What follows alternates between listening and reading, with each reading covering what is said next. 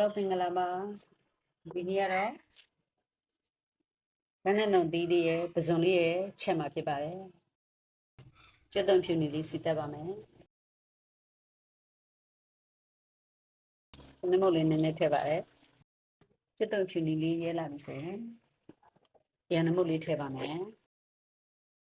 ဒီမှာပဇွန်ရောတန်းနုံသီးနဲ့ထည့်ပါမယ်မွန်ပြိုင်လေးနည်းနည်းထည့်ပါမယ်ချမုတ်လေးနည်းနည်းထည့်ပါတယ်တန်းနုံသီးလေးမျိုးဒီလေးနည်းနည်းထည့်ပြီးခဏအုပ်ထားပါမယ်ရရရှိပြီးတော့အရင်စားလို့ကောင်းတယ်တန်းနုံသီးနဲ့ပဇွန်ဟင်းလေးရပါပြီရှင်အားလုံးကျေးဇူးတင်ပါတယ်ရှင်